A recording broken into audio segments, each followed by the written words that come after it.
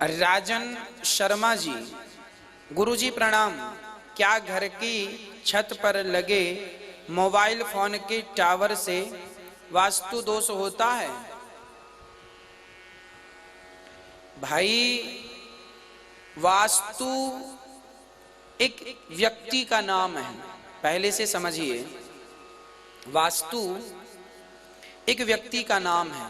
वास्तु नाम के एक देवता है।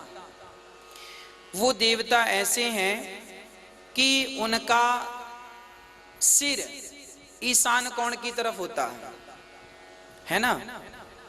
एक ईशान कोण की तरफ आपका प्लॉट कहीं भी है, जमाने में कहीं भी, आपके प्लॉट में जो पूरब और उत्तर का कोना है वहां पर वास्तु के सिर होता है। और दक्षिण और पश्चिम का कोना जो है उसमें वास्तु के पांव होते हैं, है ना।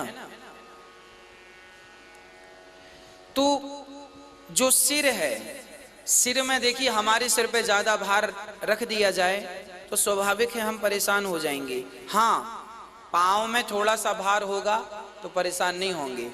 इसीलिए आपको पता है, घर का जो मुखिया होता है, जैसे आप घर के मालिक हैं, मुखिया हैं, तो आपका बेडरूम घर में कहाँ होना चाहिए? सही दिशा में बेडरूम है आपका, आप सही दिशा में सोते हैं तो फिर आपको लाभ ही लाभ होगा। घर के मुखिया, बच्चों के बेडरूम कहाँ होने चाहिए? मैंने बताया ईशान कोण में। पर बच्चों की शादी हो जाए तो वो पति पत्नी के लिए फिर वो अलग दिशा, उनके लिए। बच्चे पढ़ने वालों का रूम ईशान कोण में रूम होना चाहिए। पति पत्नी का रूम, घर के मुखिया का रूम कहाँ होना चाहिए? बेडरूम, मास्टर बेडरूम की बात कर रहा हूँ, वो कहाँ होना चाहिए? वो होना चाहिए दक्षिण और पश्चिम के कोने में, है ना। दक्षिण और पश्चिम, दक्षिण पश्चिम का जो कोना है वह घर के मालिक के लिए है, वो वास्तु के पांव है। मतलब घर का मालिक वास्तु देवता के चरणों में पड़ा है। भाई, हम आपके चरणों में पड़े रहेंगे तो आप ही हमें पानी देंगे, भोजन देंगे, आप हमारा ध्यान रखेंगे, और हम आपके सिर पे जाके बैठ जाएं? तो मुखिया का बेडरूम हमेशा दक्षिण पश्चिम के कोने में होना चाहिए। हाँ, यदि वो जाके वास्तु के, यदि मास्टर बेडरूम आपने बना लिया माना कि ईशान कोण में, तो फिर आप उस व्यक्ति को देखा जाएगा कि वो अधिक परेशान होगा, उसके जीवन में बहुत शांति नहीं। मैं वास्तु का ज्ञान देने बिल्कुल नहीं बैठा हूँ, पर जो नॉलेज है वो मैं आपको बता रहा हूँ। वास्तु एक शास्त्र है, वास्तु एक विधान है, वास्तु एक साइंटिफिक है ना, साइंटिफिक चीजें हैं। इसीलिए आप जब नया, जो पुराना घर है उसे तोड़ा फोड़ी ना करिए, मैं बार बार रोज आपसे यही कह रहा हूँ, प्लीज। पर जब आप नया घर बनाएं तो प्लीज आप हर बात का ध्यान रखें। सीढ़ी की दिशा क्या होनी चाहिए, घर में लाइट बात कहाँ होने चाहिए, मंदिर कहाँ होना चाहिए, रसोई कहाँ होनी चाहिए, मैंने ये सब विस्तार से बताया है। और देखो आजकल ना, आप जब नया घर बनाएं तो कोई जानकार वास्तु के संपर्क में चले जाएं।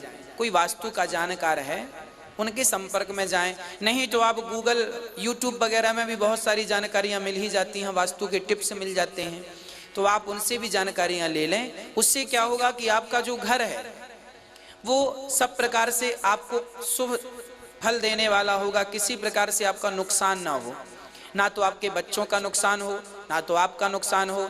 आपकी आर्थिक स्थिति दिनों दिन बढ़ती रहे, तरक्की बढ़ती रहे, नाम बढ़ता रहे, घर बढ़िया होगा।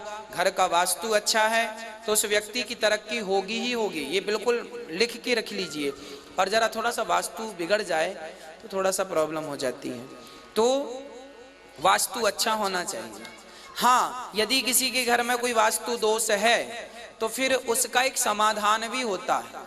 तो जो वास्तु के स्पेशलिस्ट होते हैं ना, आप उनसे संपर्क करें। मैं वास्तु का स्पेशलिस्ट बिल्कुल नहीं हूँ, जो नॉलेज है थोड़ा सा वो आपको देता रहता हूँ। तो जो समाधान है, घर में तुलसी का पेड़ जरूर लगाएं। तुलसी एक ऐसा, तुलसी माता ऐसी हैं कि उनके रहने, अच्छा पुराने लोग, अब आप कहेंगे आज तो मल्टियां बन रही हैं, घर बन रहे हैं, फ्लैट बन रहे हैं। पहले के लोग ना कच्चे घर बनाते थे, खप्पड़ वाले। फिर उनमें वास्तु दोष होता था कि नहीं? ना, उन घरों में वास्तु दोष नहीं होता था। कारण था, पहले जमाने में जो घर बनते थे उस घर के सामने एक आंगन होता था, बीच में खुली जगह होती थी, आसपास भरा होता था। तो जिस घर में आंगन होता है, और पहले के घरों में लैट्रिन बाथरूम जो है, लैट बाथ जो है, वो घर के अंदर नहीं होती थी, हमेशा घर के बाहर होती थी। तो जब वो चीजें बाहर होती थी और घर का बीच सेंटर खुला होता था तो वास्तु दोष होता ही नहीं था। सबसे बड़ा वास्तु दोष लैट बाथ से ही होता है। खुली जगह ना होने से हर चीज पैक हो गई। अब जैसे हमारी सिर और हमारा पांव, हमारा जो पेट है ना, आपके घर में जो सेंटर पॉइंट है, आपके घर में चारों कोने नापिए, और चारों कोनों का जो सेंटर बीच होता है ना, उस बीच स्थान को खाली होना चाहिए। उसे ब्रह्म स्थान बोलते हैं, क्योंकि वो वास्तु भगवान का पेट होता है। और पेट खाली रहेगा अर्थात स्पेस रहेगा तो ठीक रहेगा। हाँ, उस स्थान में आप बैठ के भोजन करिए। रसोई आपकी आग्नेय कोण में है, भोजन लाइए और वहां बैठ के भोजन पाइए आप सभी लोग। तो वहां भोजन करना ठीक है, वो भोजन के लिए ब्रह्म स्थान में आप भोजन। अब कोई ब्रह्म स्थान में खंबे खड़ा कर दे, कमरा बना दे, सेंटर में प्लॉट के बिल्कुल बीच में यदि आपने कमरा बना दिया तो फिर वो उस घर में रहने वाले लोगों को डायबिटीज की प्रॉब्लम बनी ही रहेगी, ऐसा वास्तुशास्त्र कहता है। तो वो स्थान खाली होना चाहिए। बहुत सिंपल है, बहुत कठिन नहीं है। जब भी नया घर बनाएं तो आप छोटी छोटी बातें हैं, इनका विशेष ख्याल रख लें, आपका घर अच्छा होगा।